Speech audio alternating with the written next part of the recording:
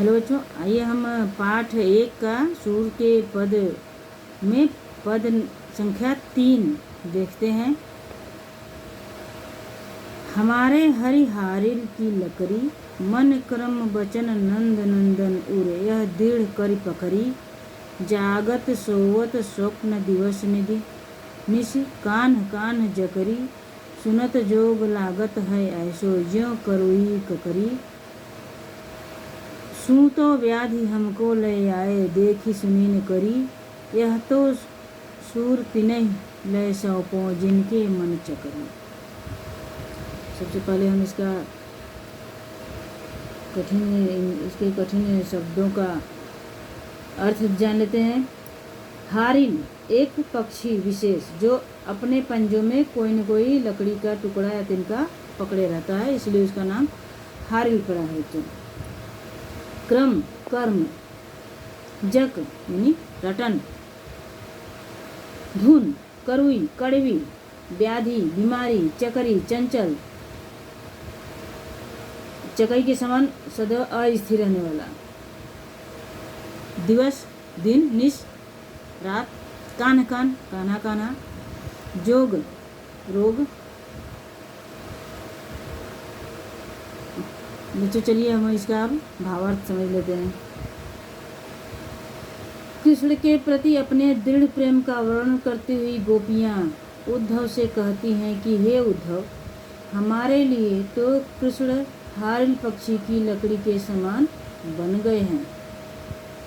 हमारे हारिल की लकड़ी, क्या कहती हैं गोपियाँ कि हमारे लिए कृष्ण हारिल पक्षी के समान बन गए। हारिल पक्षी का उदाहरण क्यों दिया?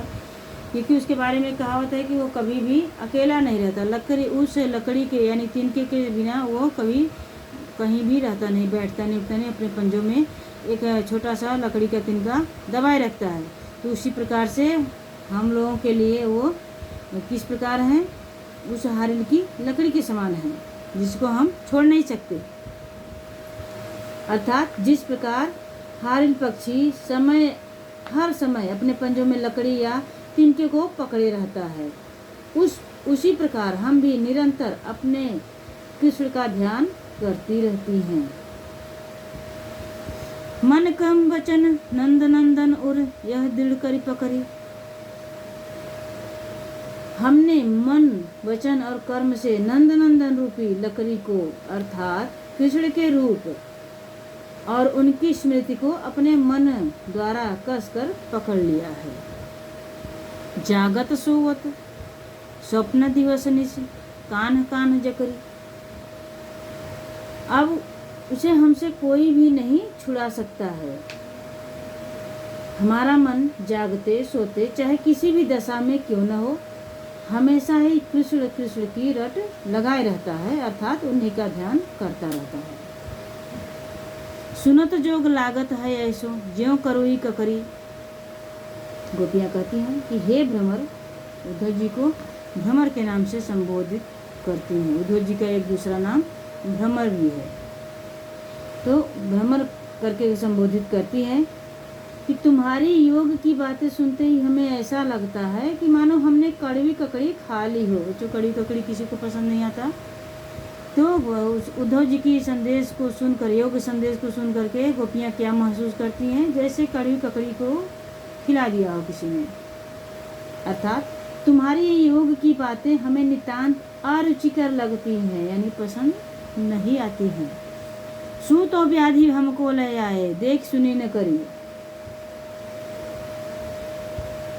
हमने तो, तुम तो हमारे लिए कैसे किस प्रकार से लग रहे हो?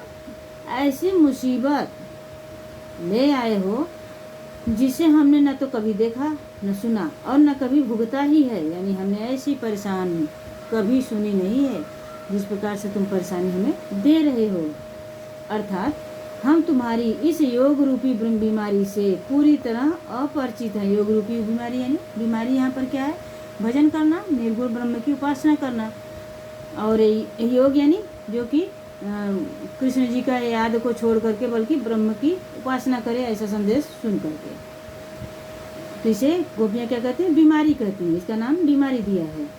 तो बताते हैं कि हम इससे तो पूरी तरह से अपरिचित हैं।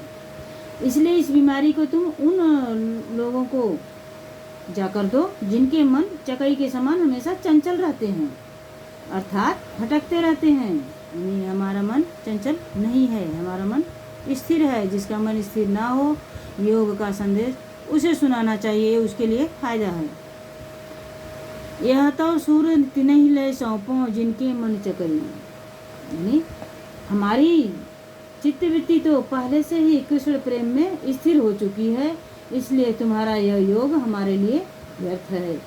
बच्चों, एक बार हम इसे फिर से पूरी तरह से भावार्थ समझ लेते हैं कि कृष्ण के प्रति अपने दृढ़ प्रेम का वर्णन करते हुए गोपियाँ उद्धव से कहती हैं कि हे उद्धव, हमारे लिए तो कृष्ण हारिल पक्षी के लकड़ी के समान बन गए हैं। अर्थात जिस प्रकार हारिल पक्षी हर समय अपने पंजों में लकड़ी या तिनके को पकड़े रहता है, उसी प्रकार हम भी निरंतर अपने कृष्ण का ध्यान करती रहती हैं। हमने मन, वचन और कर्म से नंदनंदन रूपी लकड़ी को अर्थात कृष्ण के रूप और उनकी स्मृति को, याद को अपने मन द्वारा कसकर पकड़ लिया है, अपने हृदय में बसा लिया है। अब उसे हमसे कोई भी नहीं छुड़ा सकता, यानी हमारे हृदय से कोई नहीं दूर कर सकता। हमारा मन जागते सोते चाहे किसी भी दशा में क्यों न हो, हमेशा ही कृष्ण कृष्ण की रट लगाए रहता है, यानी उन्हीं का ध्यान करता रहता है। गोपियाँ कहती हैं कि हे भ्रमर, तुम्हारी योग की बातें सुनते ही हमें ऐसा लगता है मानो हमने कड़वी ककड़ी खा ली हो। अर्थात तुम्हारी योग की बातें हमें नितांत अरुचिकर लगती हैं। तुम तो हमारे लिए ऐसी मुसीबत ले आए हो जिसे हमने न तो कभी देखा, न सुना और न कभी भुगता ही है। अर्थात हम तुम्हारी इस योग रूपी बीमारी से पूरी तरह अपरिचित हैं। इसलिए इस बीमारी को तुम उन लोगों को जाकर दो जिनके मन चकरी के समान हमेशा चंचल रहते हैं, अर्थात घूमते रहते हैं, स्थिर नहीं होते हैं, भटकते रहते हैं। लेकिन हमारी चित्तवृत्ति कैसी है?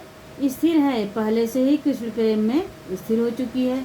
इसलिए तुम्हारा योग संदेश हमारे लिए व्यर्थ है। बच्चों, आशा करते हैं तुम सबको ये पद भी अच्छे से समझ में आया होगा। अब चौथे पद का हम आगे बताते हैं।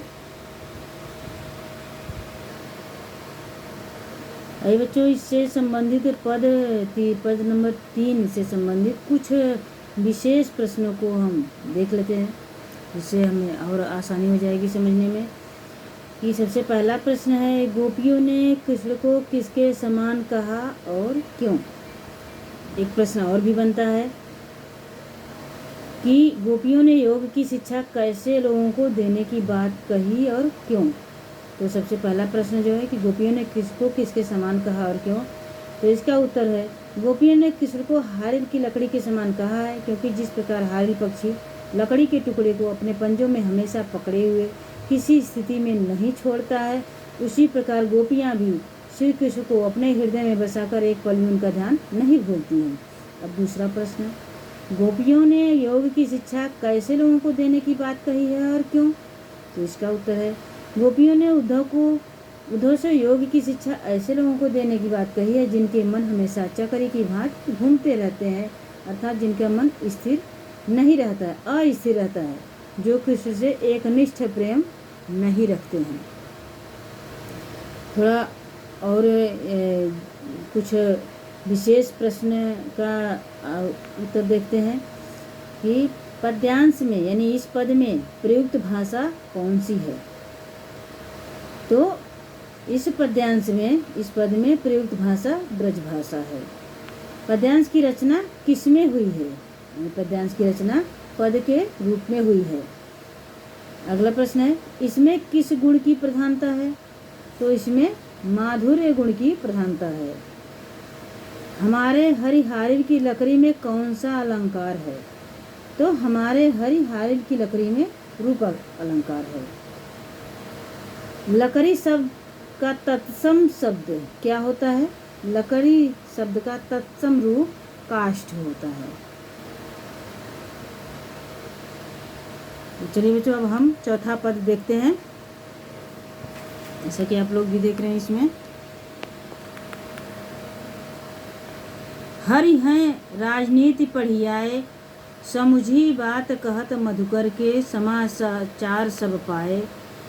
एक अति चतुर हुते पहले की, अब गुरु ग्रंथ पढ़ाए। बड़ी बुद्धि जानी जो उनके, जोग संदेश पठाए। उधो भले लोग आगे के, पर हित दौलत धाए। अब अपने मन फेर पाई हैं, चलत जूं हुते चुराए। ते क्यों अनीति करे आपुन जे, और अनीति छुड़ाए। राजधर्म तो यह सूर, जो प्रजा न जान सताए। बच्चों, इसका भावार्थ हम देखते हैं। सबसे पहले हम शब्दार्थ इसका देखते हैं। पढ़ी आए यानी सीख आए, मधुकर भ्रमर, उद्धव, जैसे मैंने बताया कि भ्रमर भी उद्धव जी का दूसरा नाम भ्रमर भी है, मधुकर भी है। पठाए भेजे, आगे के पहले के। दौलत धाए, दौड़ते फिरना। फेर पाई हैं, फिर से पालेंगी। आपुन यानी स्वयं। चलिए इसका भावार्थ देखते हैं। हरि हैं राजनीति पढ़ी आए, गोपियां कृष्ण द्वारा भेजे गए योग संदेश को उनका घोर अन्याय और अत्याचार घोषित करती हुई आपस में कह रही हैं कि हे सखी, अब कृष्ण ने राजनीति शिक्षा प्राप्त कर ली है। वे राजनीति में दक्ष हो गए हैं, दक्ष यानी निपुण हो गए हैं। समुझी बात कहत मधुकर के, समाचार सब पाए। एक अति चातुर होते पहले ही, अब गुरु ग्रंथ पठाए।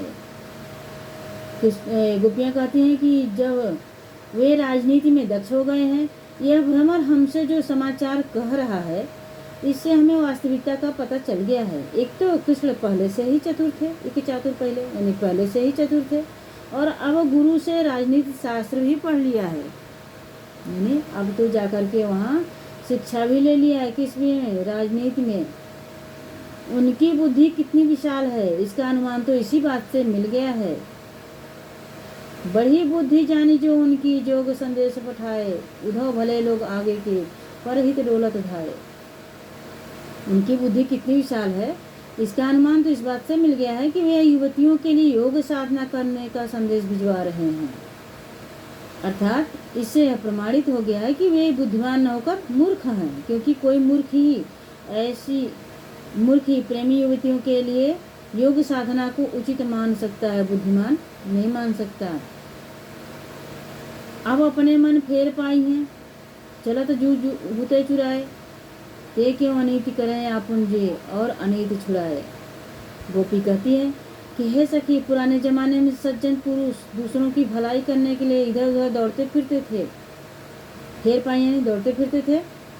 और आज के सज्जन पुरुष कौन? उद्धव जी हैं, जो दूसरों को दुख देने और सताने के लिए यहाँ तक दौड़े चले आए हैं। हम तो केवल इतना ही चाहती हैं कि हमें हमारा मन फिर मिल जाए, जिससे कृष्ण यहाँ से जाते समय चुपचाप चुराकर अपने साथ ले गए थे। परंतु कृष्ण जैसे लोगों से ऐसे न्यायपूर्ण कार्य की आशा कैसे की जा सकती है? वे तो दूसरों के द्वारा उनके परंपरागत व्यवहार को छुड़वाने का ही प्रयत्न करते रहते हैं।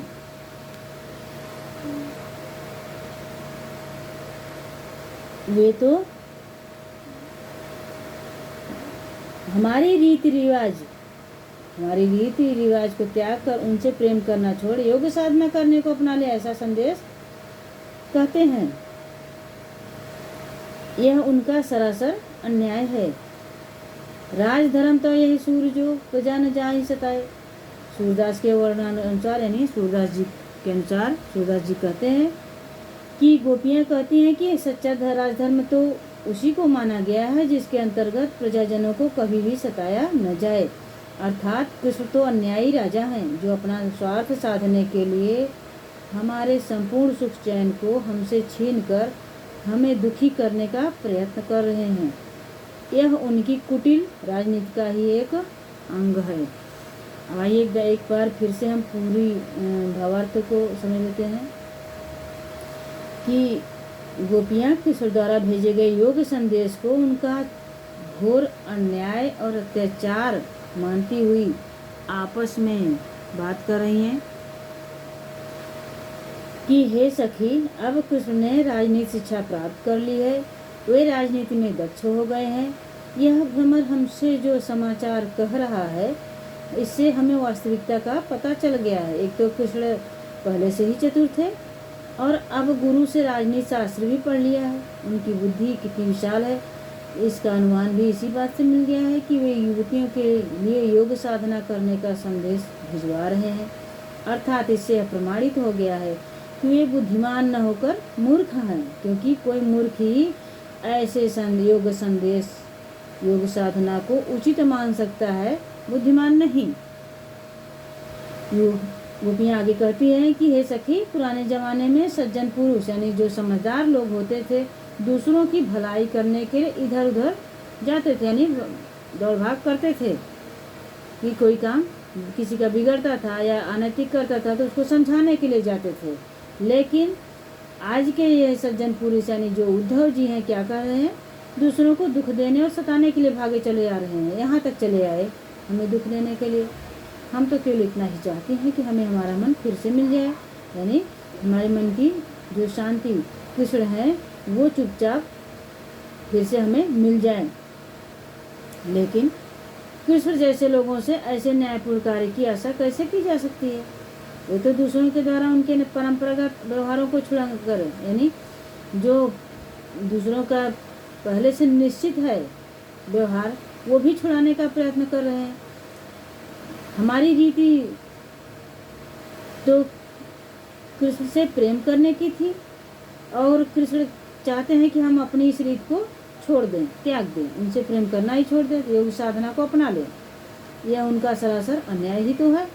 सूरदास के अनुसार गोपियाँ कहती हैं कि सच्चा राजधर्म तो उसी को माना गया है जिसके अंतर्गत प्रजाजनों को कभी भी सताया न जाए। कृष्ण तो अन्यायी राजा हैं, अपना स्वार्थ साधने के लिए हमारे संपूर्ण सुख चैन को हमसे छीनकर हमें दुखी करने का प्रयत्न कर रहे हैं। यह उनकी कुटिल राजनीति का ही एक अंग है, यानी ये उनके एक सोची विचारी समझी हुई ये नियत है जो उन्होंने उद्धव को भेजा है हमारे पास। तो आशा करते हैं कि तुम सबको ये वीडियो पसंद आया होगा, इसका भावार्थ भी समझ में आया होगा और अच्छा लगेगा। ये सभी भावार्थ अपनी नोटबुक में लिख लेना। आगे इससे संबंधित चौथे पद से संबंधित कुछ महत्वपूर्ण प्रश्न देख लेते हैं। पहला प्रश्न है, हरि हैं राजनीति पढ़िया है, इस पद में गोपियाँ कृष्ण के किस रूप का वर्णन कर रही हैं?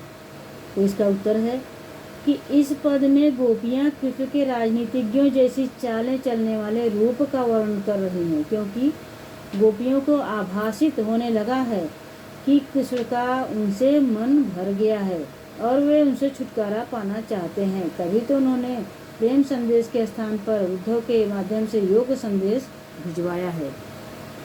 अगला प्रश्न है, सूर की गोपिकाओं के अनुसार राजधर्म क्या है? इसका उत्तर है, सूर की गोपिकाओं के अनुसार राजधर्म तो यही होता है कि जो प्रजा का हित करे और उसे किसी भी रूप में सताया न जाए। परंतु कृष्ण ने राजधर्म से विमुख होकर आपको यानी उद्धव को कहती हैं हमें सताने भेज दिया। अतः कृष्ण को चाहिए कि वे अपना योग संदेश वापस लेकर स्वयं हमें दर्शन दें। कुछ और प्रश्न देख लेते हैं। गोपियों ने कृष्ण को राजनीति पढ़ियाए क्यों कहा? मथुरा से उद्धव को, इसका उत्तर होता है, मथुरा से उद्धव को योग संदेश देने के लिए भेजकर कृष्ण ने जो राजनीतिक चतुराई दिखाई उसे लेकर गोपियों ने ऐसा कहा। उपर्युक्त पद में गोपियों की कौन सी विशेषता प्रकट हो रही है? इसका उत्तर है, इसमें गोपियों की चतुरता, वाग्विद्वता यानी बात करने की जो चतुराई है, समझदारी, बुद्धिमानी है एवं व्यवहार कुशलता विशेषतः प्रकट हो रही है। बढ़ी बुद्धि जानी जो उनकी पंक्ति में क्या व्यंग किया गया है? इसका उत्तर है, कपटपूर्ण प्रेम व्यवहार में चतुर हो गए हैं, यह व्यंग किया गया है।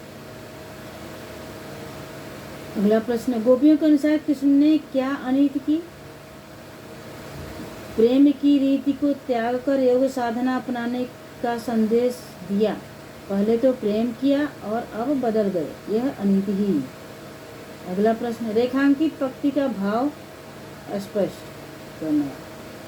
तो राजधर्म तो यह माना जाता है जिसमें प्रजाजन या अपने आश्रितों को कभी नहीं सताया जाए। हमसे कृष्ण प्रेम छीनकर हमें दुखी किया जा रहा है, ये इसका उत्तर है। तो इस तरह से ये आपका पहला पाठ पद नामक जो पाठ था वो पूरा हुआ। अगले वीडियो में हम फिर से अगला पाठ लेकर आएंगे। तब तक के लिए धन्यवाद।